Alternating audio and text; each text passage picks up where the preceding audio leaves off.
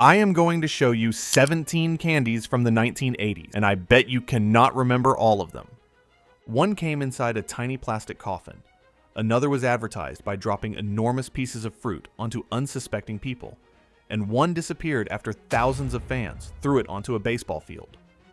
Let us see how many you recognize. The 1980s candy aisle was a strange place. Mars, Hershey, Nestlé, Wonka, Fleer, and dozens of smaller companies filled corner stores with braided caramel bars, aerated chocolate, candy skeletons, fruit chews, peanut butter bricks, and tiny pieces of sugar shaped like garbage. Some became lunchbox favorites. Others vanished before most people noticed. But see the old wrapper, or hear the commercial, and there is a good chance the taste suddenly comes back. Starting with one of the longest candy bars ever placed beside a cash register.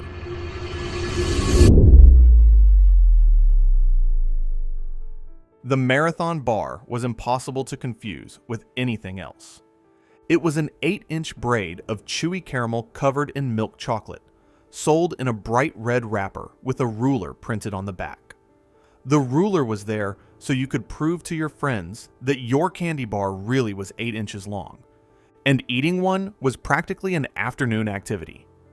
You could pull the caramel into long strands, bite off each braided section separately, or put the whole bar in the freezer and snap off the pieces one at a time. Marathon had already been around for several years when the 1980s began, but it disappeared in 1981. And for people who loved it, nothing on the American candy rack ever fully replaced it. Some eventually discovered the British Curly Whirly, another braided caramel bar that looked almost identical. Almost. Anyone who remembers the red wrapper will tell you it was not quite the same. And if Marathon was the longest candy on the rack, the next one may have been the only candy that came with its own burial container.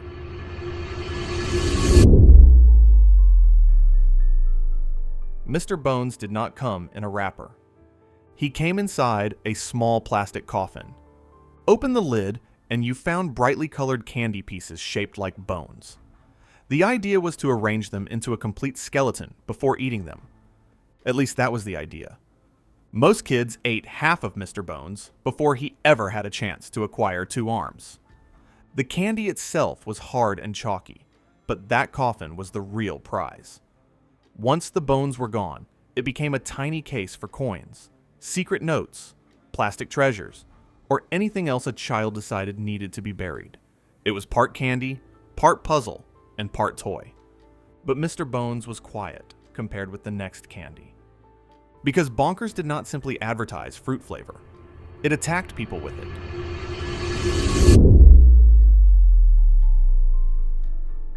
Bonkers were rectangular fruit chews with a softer, more intensely flavored center.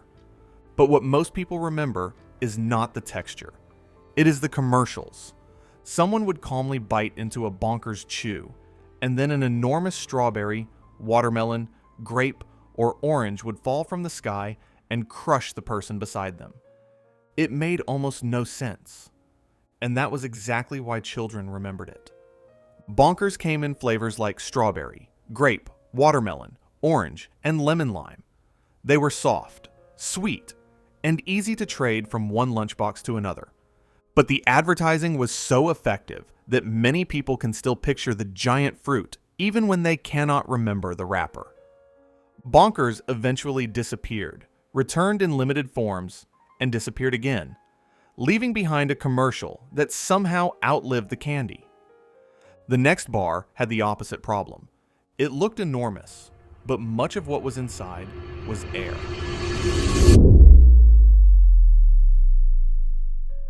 Choco'Lite was a thick bar of aerated milk chocolate filled with tiny bubbles and crisp pieces. Break it open, and the inside looked almost like a chocolate sponge. It felt light, melted quickly, and gave you the illusion of eating a much larger bar than you actually were. Some people loved the bubbly texture. Others thought Nestlé had discovered a clever way to sell air covered in chocolate. Choco'Lite lasted through much of the decade before quietly disappearing. And unlike the next bar, it was supposed to melt easily.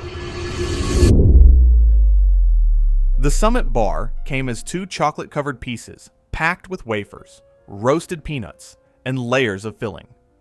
It lived somewhere between a candy bar and a chocolate-covered cookie. Mars seemed determined to make Summit work. The recipe was adjusted, the chocolate was emphasized, and commercials tried to convince shoppers that this was the bar that had everything. But Summit developed another reputation. It melted. The bar could become messy and soft before you made it home from the store, especially during summer. And when every candy bar was competing for the same pocket change, being difficult to eat was not an advantage. Summit disappeared during the 1980s, but another bar practically advertised its heaviness.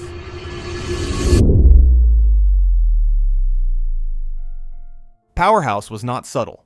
It was a huge combination of fudge, caramel, peanuts, and milk chocolate that could weigh close to 4 ounces. For a kid with limited money, that mattered. A PowerHouse felt substantial. The candy bar you bought when you wanted something that might actually fill you up. But by the 1980s, enormous candy bars no longer felt as modern as they once had. By the end of the decade, the monster bar was gone. And the next candy was remembered for the exact opposite sensation: light, fluffy, and best served cold.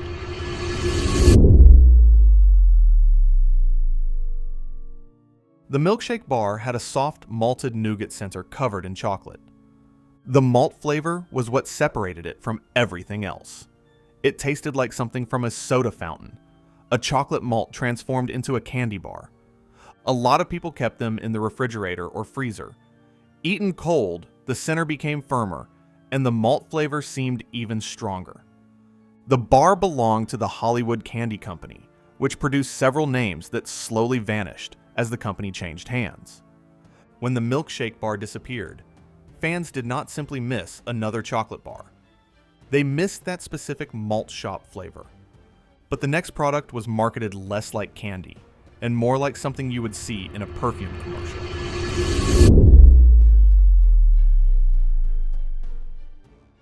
Nestlé Alpine White was a white confection filled with almonds and wrapped in snowy, elegant packaging. Its commercials were unusually dramatic. Soft lighting, dreamy music, mountain imagery, and a level of sophistication rarely used to sell candy to teenagers. It felt more grown up than a packet of Bonkers or a coffin full of candy bones. For some people, Alpine White is inseparable from that commercial. They may not remember exactly when they last ate one, but they remember the music and the pale bar breaking apart. And that brings us to the halfway point. How many have you honestly remembered so far? Do not just name the candy in the comments. Tell us where you bought it, the corner store, drugstore, movie theater, or gas station, and what town you were in. Because the next bar did not quietly disappear. First, someone tried to improve it. When Hershey introduced Bar None in 1987, it felt like the company had tried to put every possible chocolate texture into one wrapper. The original bar had chocolate wafers, chocolate cream, chopped peanuts, and a chocolate coating. It was crunchy, rich, messy, and unmistakably excessive. The perfect late 1980s candy bar. And people liked it. But then the recipe changed. The single bar became 2 smaller pieces. Caramel was added, and the balance fans remembered was gone. It was still called Bar None, but it no longer tasted or felt like the original. That is what made its disappearance frustrating. It had not simply failed. It had been altered first. Years later, people were still trying to recreate the original version. And the next bar developed an even stranger mythology after it vanished.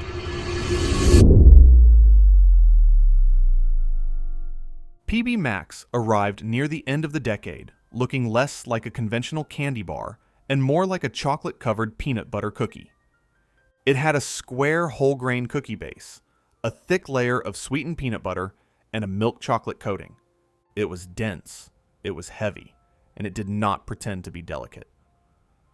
PB Max tasted like someone had taken the center of a peanut butter cup, made it thicker, placed it on a cookie, and covered the whole thing in chocolate. The bar built a loyal following, which made its short life difficult to understand. Over the years, stories spread that it had been discontinued because an executive disliked peanut butter. That explanation became part of the legend, although the real business decision was probably less dramatic. Whatever happened, PB Max disappeared after only a few years, and people are still asking for it back. The next candy did not try to look delicious at all. It tried to look like something you had swept off the floor.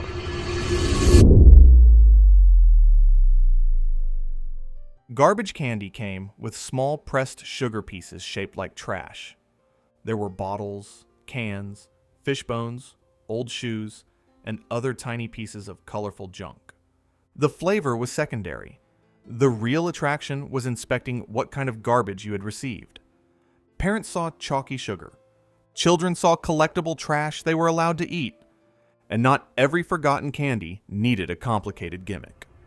Some simply came in the right shape.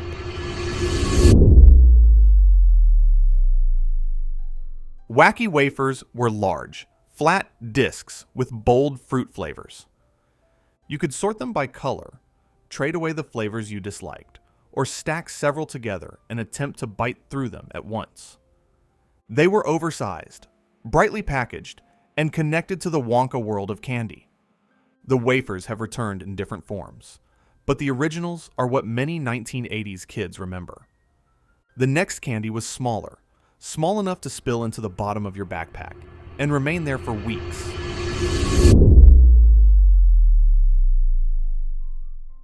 Tart and Tinies came in a little box filled with tiny, colorful pellets.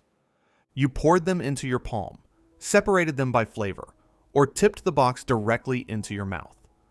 They were hard, sharp, sweet, and almost impossible to eat one at a time. And somehow, several always ended up loose in your pocket long after you thought they were gone. But the next product may trigger a memory before you eat. Dynamints were tiny flavored mints sold in small plastic containers. The packages were colorful, portable, and perfect for shaking loudly during class. Nobody was eating them simply to freshen their breath. You poured out several at once, shared them with friends, and inevitably spilled a few. For many people, the plastic dispenser is easier to remember than the flavor. And the next candy came with a sound no wrapper could contain.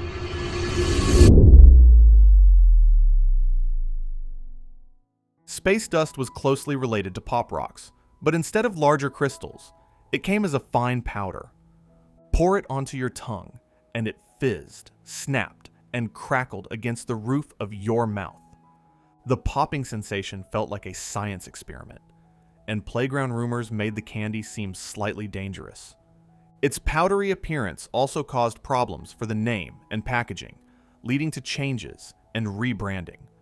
But for kids who encountered it around the beginning of the decade, space dust felt forbidden, futuristic, and just strange enough to be irresistible. The next candy is harder to remember because two people can hear its name and picture completely different things. Oompas carried the Wonka name, but the candy changed over time. Some people remember small chocolate pieces with a peanut butter center. Others remember later fruit-flavored versions that looked nothing like them. That makes Oompas one of those candy names that can start an argument between generations. Everyone insists the version they remember is the real one. So, what did Oompas look like when you bought them? Because the last candy on this list did not merely disappear from stores. It once stopped a baseball game. Reggie Jackson once joked that if he played in New York, they would name a candy bar after him. Then they actually did. The Reggie bar was a round disc filled with peanuts and caramel and covered in chocolate. It came in a bright wrapper bearing Jackson's name and image. On opening day at Yankee Stadium in 1978, fans were given free Reggie bars. Then Jackson hit a home run. Thousands of fans celebrated by throwing their candy bars onto the field. Chocolate discs rained from the stands, play stopped, and one of the strangest candy promotions in sports history became a reality. The bar remained around into the beginning of the 1980s, but once the moment passed and Jackson's career moved on, Reggie slowly faded with it. Most celebrity candy products are forgotten. This one left behind footage of an entire baseball stadium throwing dessert. So, how many did you remember before seeing them? Most of these candies were not around long enough to become permanent classics, and that may be exactly why seeing them again feels so strange. They belong to a particular version of childhood, a few coins in your pocket, a bicycle outside the store, and 10 serious minutes deciding which brightly colored experiment deserved your money. The candy disappeared first, then the wrappers, the commercials, and sometimes even the stores where we bought it. But one picture can still bring the taste back. Tell us your final score in the comments, and name the forgotten 1980s candy that should have been on this list. And if these wrappers unlocked a few memories, watch the video on your screen now for another trip back.